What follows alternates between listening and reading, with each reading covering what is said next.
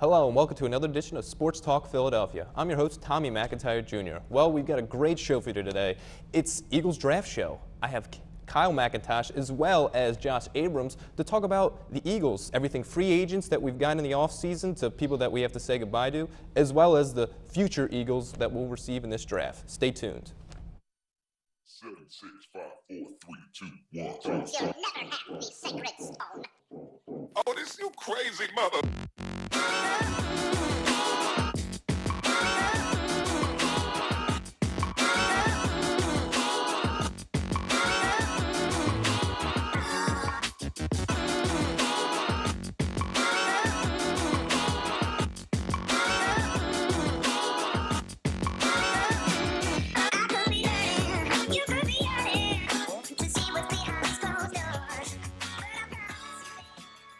Hello and welcome back. Well, Eagles, man, it's been a tough couple years, especially for fans of this team, but guess what? We're pretty much right upon us. The draft, it's in Philadelphia. April 27th is the first round, and we're pretty much excited for it here in Philadelphia. And I got a great panel today to kind of talk about the draft and everything Eagles in this offseason.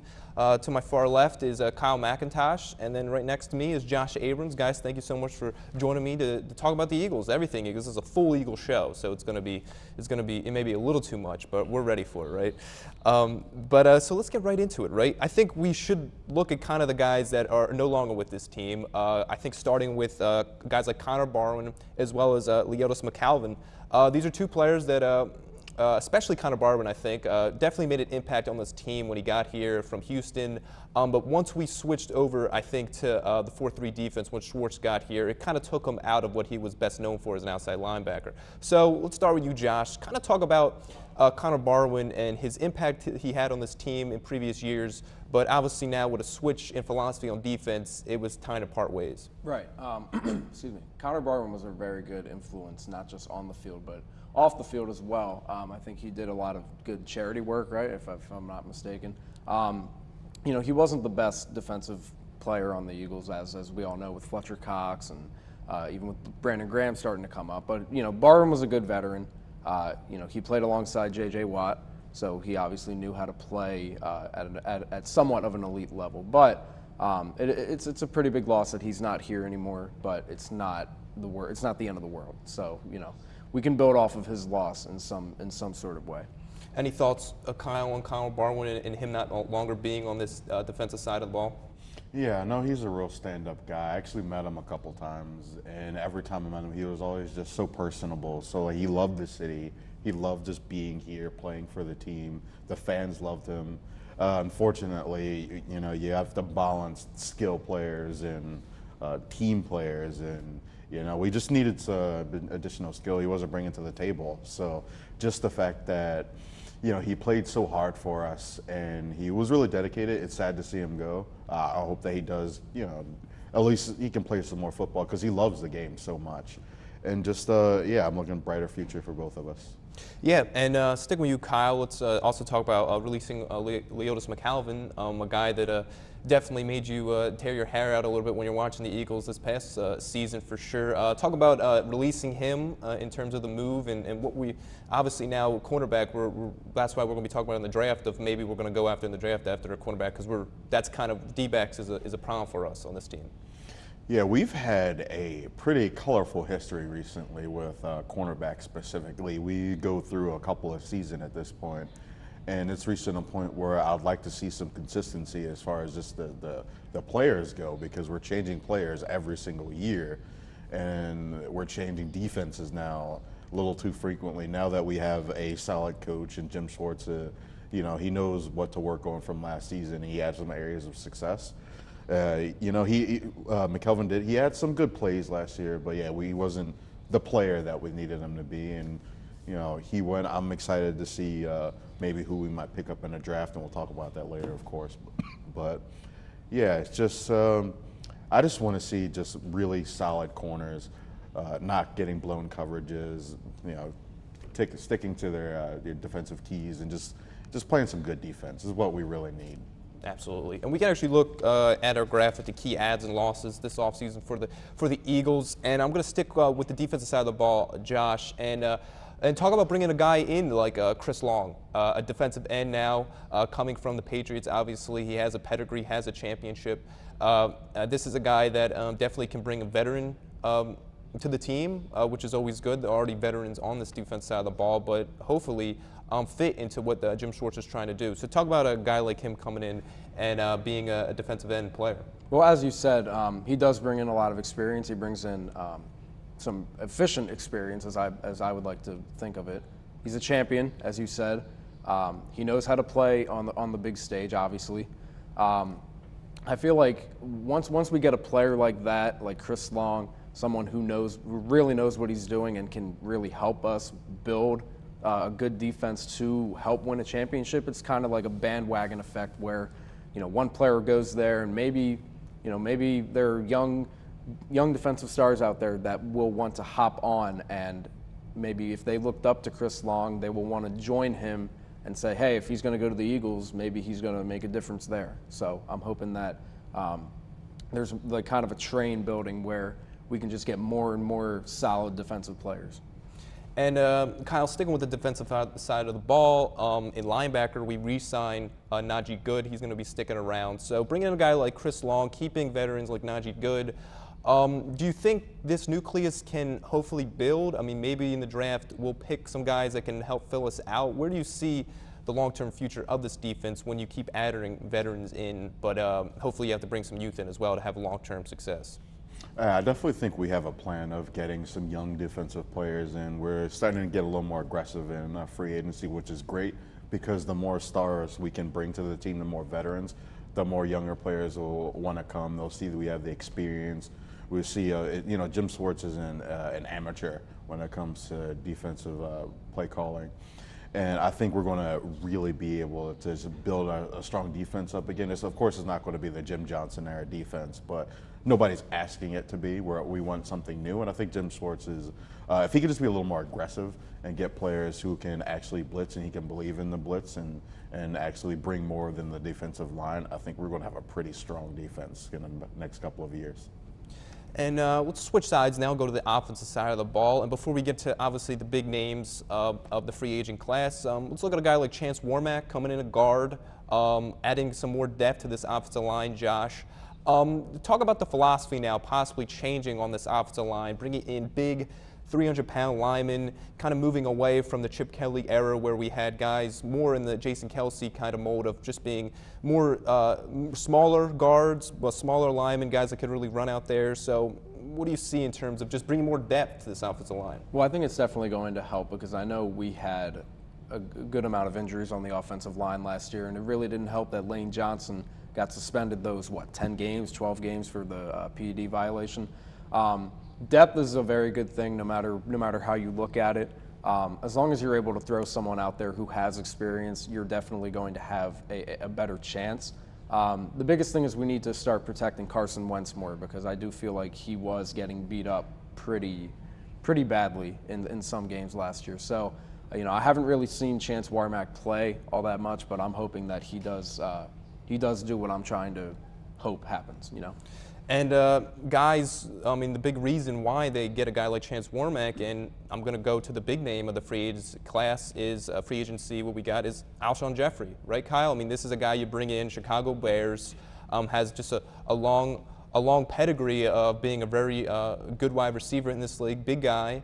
Didn't really have too many touchdowns the last couple seasons. I think 2014 he had about 10 touchdowns. That was his big show-out year. Only had like 2 last year. But you have to look about who his quarterback is. Obviously, Jay Cutler has kind of fallen off, especially over the course of the last couple years. So, Kyle, talk about bringing a guy like Jeffrey, bringing into this team, young quarterback in Carson Wentz going to his sophomore season. What can this do for Wentz? And honestly, what can this do for Jeffrey? Can this be a big payday for Jeffrey, considering he kind of came here on a small deal?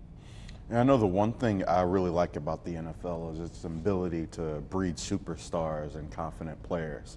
And our receivers, you could see that they didn't have the confidence that, say, Terrell Owens had when he came to the Eagles. So he didn't go out there and play like somebody who didn't lack confidence. He was on the field, off the field. He was abrasive. He was in your face.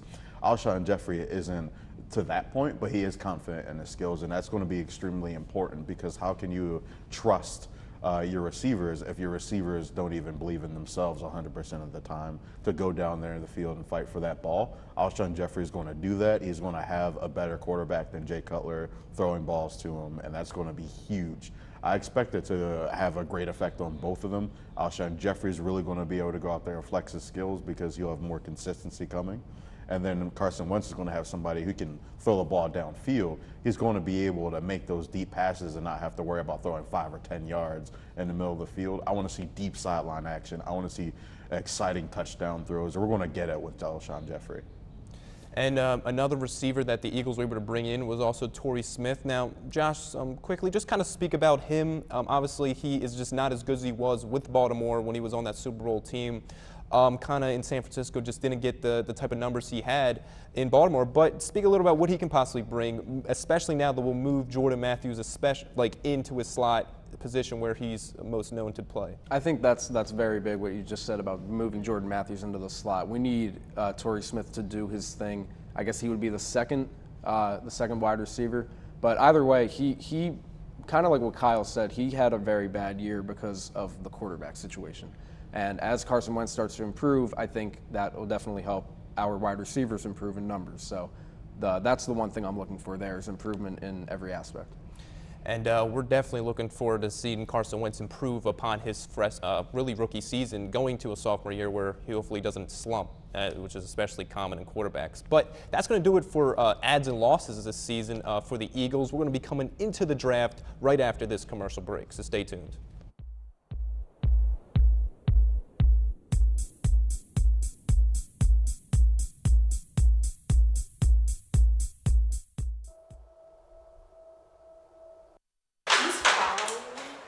Where my next class is.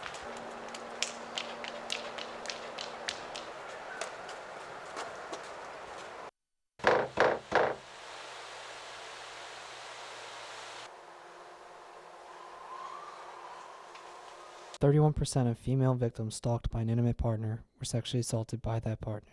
For more help, visit www.victimsofcrime.org. Hook to the dollar feature and you're on my mind.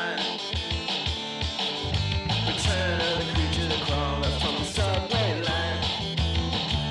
You're always keeping me waiting, keeping me waiting for you.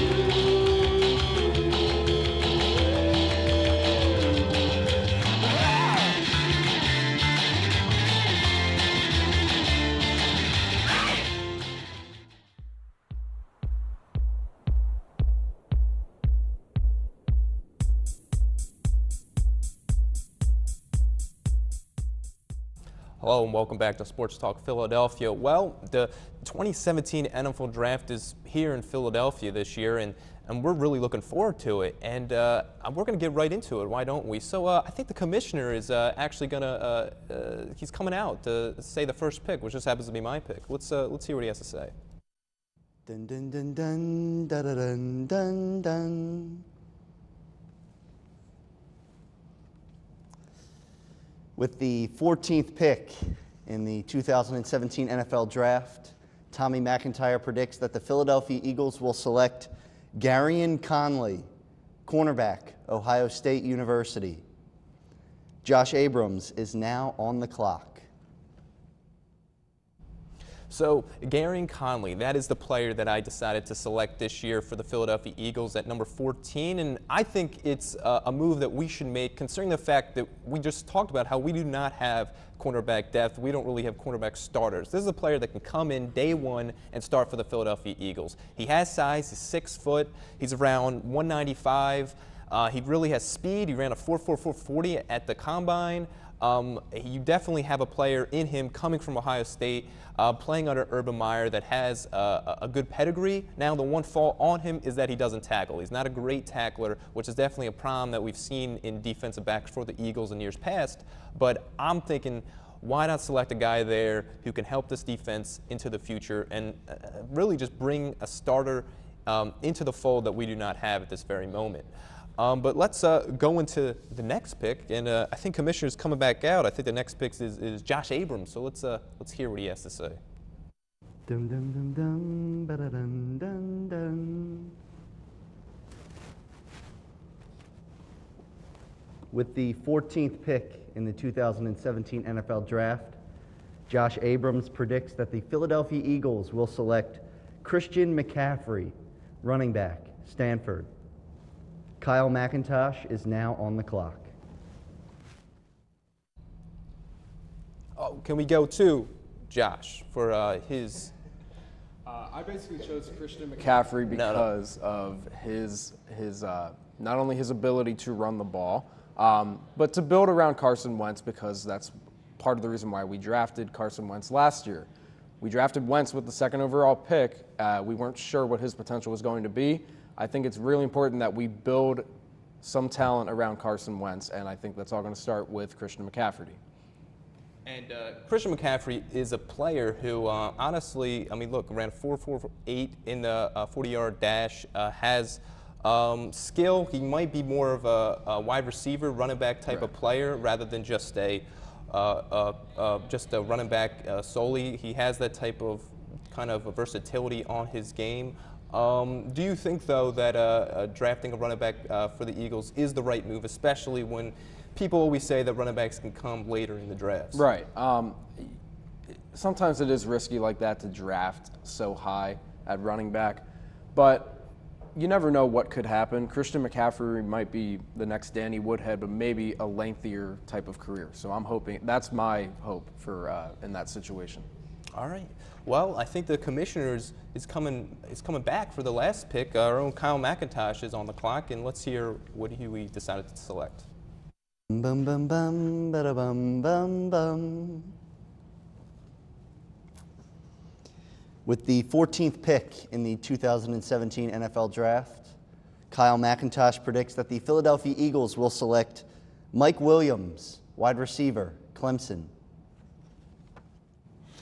All right, so yeah, I want Mike Williams. I've talked about this multiple times. Just Mike Williams is so impressive. 21 touchdowns. I love the dude. I know we picked up Alshon Jeffrey. I know we picked up Torrey Smith, but picking up just another receiver option in Mike Williams, I think he would play for the Eagles for a really long time. I mean, he's a big guy, huge hands, and then just catching those footballs, I mean, that's a really impressive thing. I like the hoodie he's wearing right there. Yeah, I just want to see him in green this season. Now, Mike Williams is a guy who everyone really was thinking about, especially before we got Alshon Jeffrey in free agency. So that's definitely a player still on the board. I think Eagles are honestly trying to put as many weapons around Carson Wentz as possible. My only concern about Williams is in the 40-yard dash here, ran like a 4.6, so he's not going to be any type of burner out there on the field. But obviously, you mentioned how big he is, standing 6'4", over 200 pounds. The guy is a big weapon in the red zone. But Kyle, I mean, what do you think? Is it worthy of taking a guy in the first round? You obviously like him. You obviously think he's a really good player. But since we just selected a guy like Jeffrey, is it smart to go at the same position once again? Yeah, I think it's still going to be good. We can work on his issues with speed, as long as we can teach him the things as far as getting separation from the corners. Because if he can get separation, it doesn't matter how slow he is compared to the defense. As long as he can go out, he can use that height effectively, he's going to be a solid option. Because, you know, if Jeffrey or Smith or Matthews, if one of them goes down, we want somebody reliable to be able to come in. We want to be able to run a 5-receiver shotgun, and we can do that with Mike Williams. Now, let's open up discussion now about all our picks. So, I mean, I obviously am a fan of the cornerback position. I think we should go in defensive side of the ball. Both of you actually went offense for your first pick. So, I thought Conley is a guy that can come in here and he can be a day one starter. Now, will he even be on the board when the Eagles select? That's still a question mark because they're in some mock drafts. They have him going even a little bit earlier.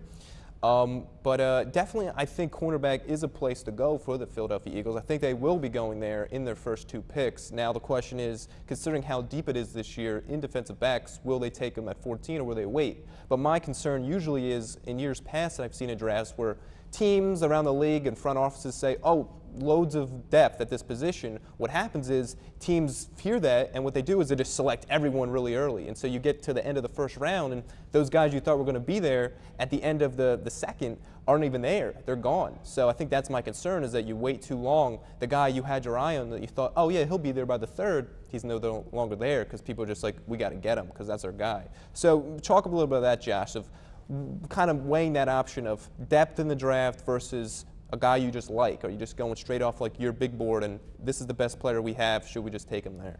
Right. You really don't, like I said before, you really don't know what's going to happen.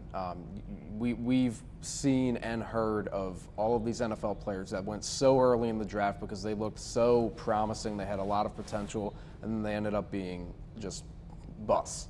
They didn't make it. They did not live up to their potential that they lived up to in college. And you don't necessarily need to pick a college player that won a championship or went to the championship game. Like that's why part of the reason why I chose McCaffrey, because he might not have gone far into the postseason, but you really don't know what could happen. And I think potential is a very confusing thing in some ways. So I really think that any pick is doable right now. But obviously we've narrowed it down to running back, cornerback, and just really any defensive position. So, like I said, you really don't know what's going to happen. And that's kind of the beauty and the sad part of going into this situation. Now, Kyle, I guess the same question to you once again is, do you go off of just big board? Do you trust that the Eagles have a big board? Are they just going to pick whoever's best on the position that's left there? So say if it is a wide receiver, they take him. If it is a cornerback, they take him. Or do you think they'll go based off position when number 14 comes around for them?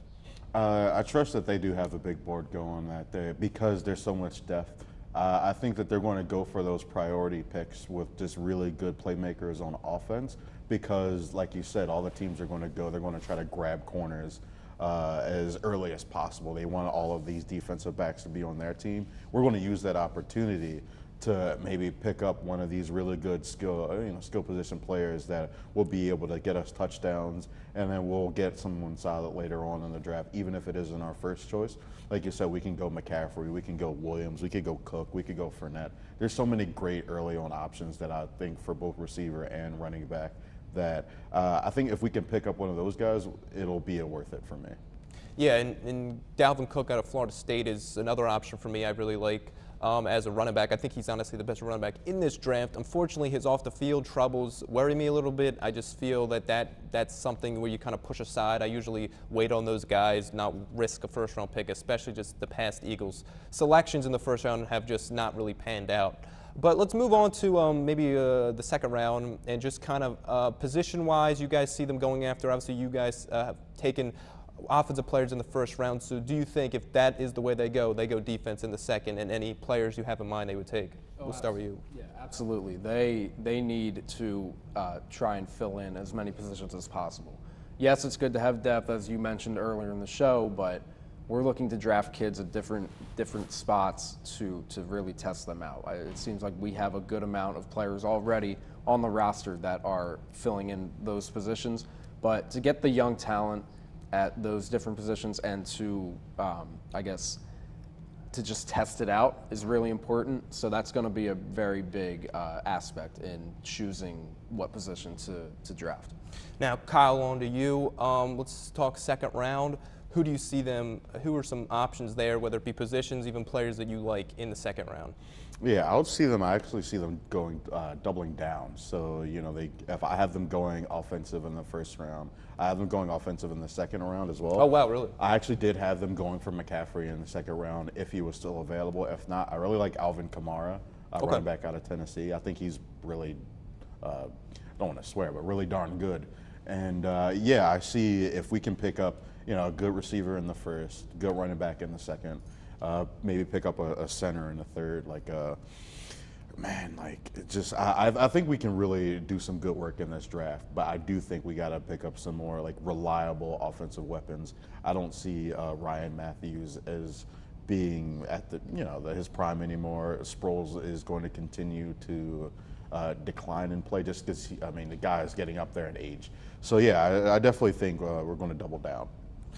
Man, I'm interested in that perspective. I think, honestly, at this point, the Eagles need as many weapons as they can hit. So I understand that kind of idea of going offense first 2 rounds. But that's going to do it for our draft special. But we're going to go right into Fast 5 as we usually do. It's still going to be all Eagles Fast 5 questions, though. And I'm going to start with you, Kyle. I'm going to actually start with, considering the fact that you have confidence in the Eagles draft, Roseman, out of 10, how confident are you in his drafting ability this time around, out of 10? 10 being like your highest confidence. I'm going to give Howie Roseman an 8 out of 10. You have that much confidence in Howie Roseman? That much confidence in Howie Roseman. All right. I respect it. All right. Howie did nothing wrong. Let's go to you, Josh. We talked about Alshon Jeffrey. We spoke about his past years. In this late 2014 being his big year, we had 10 touchdowns. Last season, I think he had 821 yards, 2 TDs. Over/under though this year with Carson Wentz now quarterback. Over/under on how many? I have over/under 5 touchdowns, receiving touchdowns for Alshon Jeffrey. What do you think? I'm thinking over only because Carson Wentz is only going to get better from here, but it also does depend on how Carson Wentz does with protection, O-line, and all that kind of stuff. But as of right now, I'm going with over. All right. Kyle, to you. Carson Wentz, 16 passing touchdowns, 2 rushing touchdowns last season in his rookie campaign. Over under 20 TDs. We'll just go with passing. Over 20 throwing touchdowns for Carson Wentz in his sophomore season. I'm going way over. I'm going for 24 passing 24 touchdowns. That would be good. That would be a good season now, especially if he can hold off on the interceptions as he did this last season. All right, now we're going to go to let's go to you, Josh. Let's talk about over/under 8 wins for the Philadelphia Eagles in 2017. Over/under 8 wins. Well, in past shows, I have said that they would go better than they did last season, so I'm going to go just over and say maybe 9-7, 10-6. That's what I'm thinking. And do we get the playoffs though with that? I think we can. I think we can secure at least a wild card spot. All right, and quickly, let's end the last question to you, Kyle. Doug Peterson, is he on the hot seat this season? Yes or no? No, I don't think he's on the hot seat. It was his first year. If a coach is on the hot seat after the first This is year, Philadelphia. I think that It's front Philadelphia, office. man. I don't think we're that bad yet. All right. Well, I really appreciate you guys for coming on. That's going to do it for Fast 5 and the Eagles show in general. Kyle McIntosh as well as Josh Abrams, you guys have been great. I love the insight, and we're going to be really watching April 27th when that first round comes around for the Philadelphia Eagles. I'm Ty McIntyre Jr. You can check all of this out on LaSalle TV. We have Twitter account SportsTalk LTV. You can catch us on YouTube as well as Facebook. We really appreciate you guys tuning in. It's been a great year, and we have a couple shows left. So please stay tuned for more Sports Talk Philadelphia.